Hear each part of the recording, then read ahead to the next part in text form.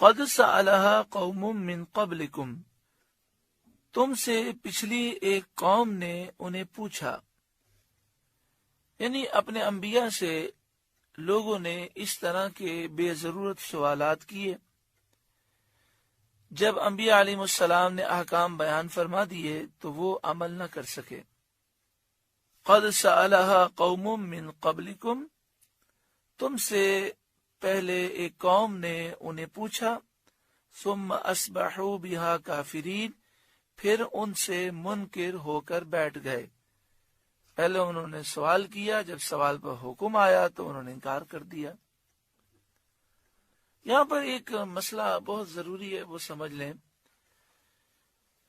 کہ جب قرآن مجید فرقان حمید نازل ہو رہا تھا، اس موقع پر صحابہ کرام کو حکم دیا گیا کہ جس کام کا، جس حکم کا بتانا ضروری ہوگا وہ آقا صلی اللہ علیہ وآلہ وسلم خود ہی بیان کر دیں گے، تم ان سے مت سوالات کرو۔ اگر سوال زیادہ کرو گے تو مشکل احکام نازل ہوں گے، تمہارے لیے وہ چیزیں ظاہر ہو جائیں گی جو تمہیں پھر ناگوار گزریں گی۔ لیکن جب نبی اکرم صلی اللہ علیہ وآلہ وسلم کا وصال ظاہری ہو گیا، قرآن کے نزول کا سلسلہ ختم ہو گیا، شریعت کے احکام مکمل ہو گئے، اب اگر ہم کسی مفتی صاحب سے یا عالم صاحب سے جتنے بھی سوالات کریں، زیادہ سوال بھی کریں، تو ان سے زیادہ سوال کرنے سے کوئی شریعت نازل نئی نہیں ہوگی، شریعت تو پہلے ہی نازل ہو چکی ہے۔ تو ہم جتنے بھی سوالات کریں وہ وہی حکم بیان کریں گے جو قرآن پاک میں ہے، جو حدیث پاک میں ہے۔ بعض لوگوں نے ان باتوں کا مطلب غلط لیا اور وہ کہتے ہیں کہ کسی عالم سے زیادہ سوال نہیں کرنا چاہیے، اگر زیادہ سوال کرو گے تو پھنسو گے۔ ہم نے کہا وہ کیسے پھنس جائیں گے؟ کیونکہ ہم جتنے بھی سوالات کریں وہ تو وہی حکم بیان کر سکتے ہیں جو شریعت میں حکم موجود ہے۔ نبی اکرم صلی اللہ علیہ وآلہ وسلم سے جب زیادہ سوالات کیے جاتے تو نئے احکام نازل ہو جاتے تھے، اور یہاں تو ایسا نہیں ہے۔ اور دوسرا، قرآن مجید فرقان حمید نے حکم دیا، فَاسْأَلُوا أَهْلَ الذِّكْرِ إِن كُنتُمْ لَا تَعْلَمُونَ، اگر نہیں معلوم تو اہل علم سے پوچھو۔ اور نبی اکرم صلی اللہ علیہ وآلہ وسلم نے بھی ہمیں پوچھنے کا حکم دیا کہ اہل علم سے پوچھو۔ تو وہ اس کا جواب یہ دیتے ہیں کہ جب ہم پوچھیں گے اور وہ مسئلہ بیان کر دیں گے، پھر ہم عمل نہیں کریں گے تو ہمیں گناہ ہوگا۔ بہت بڑی نادانی ہے۔ مفتی صاحب سے پوچھیں یا نہ پوچھیں، مفتی صاحب بیان کریں نہ کریں، ہر صورت میں عمل کرنا تو ضروری ہے۔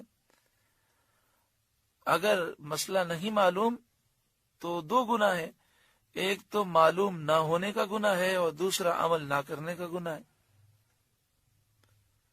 تو اس لیے اس طرح کی سوچ دل میں ہرگز نہیں ہونی چاہیے۔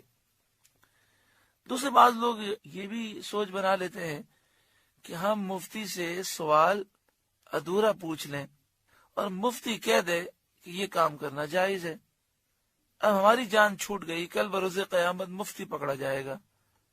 سیدھی سی بات ہے، جب آپ صحیح طور پر سوال نہیں پوچھیں گے تو پھر اس صورت میں آپ کو مسئلہ تو صحیح معلوم نہیں ہوگا۔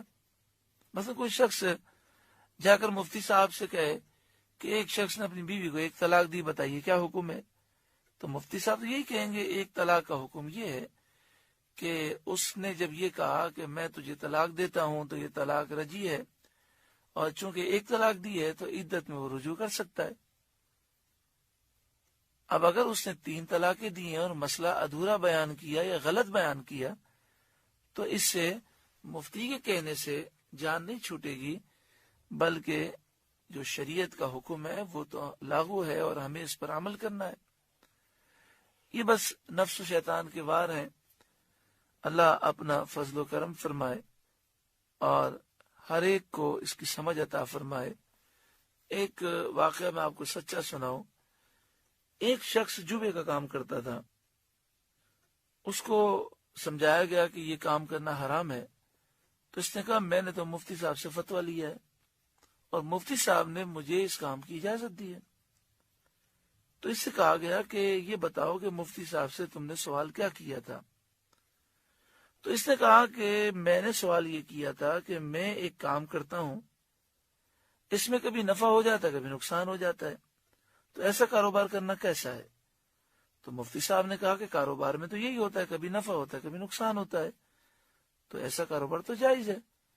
اب آپ بتائیں سوال کے اندر کیا اس طرح کی کوئی بات ہے کہ جس سے یہ معلوم ہو کہ یہ جوا کھیل رہا ہے؟ پھر یہ کہنے لگا دیکھیں جوئے میں بھی تو یہ ہوتا ہے نا کہ کبھی ہم جیت جاتے ہیں تو فائدہ ہو جاتا ہے، کبھی ہار جاتے ہیں نقصان ہو جاتا ہے۔ تو اس طرح گھما پھرا کر سوال پوچھ لیا جائے اور کوئی جواب بھی مل جائے تو کل بروز قیامت نجات حاصل نہیں ہوگی۔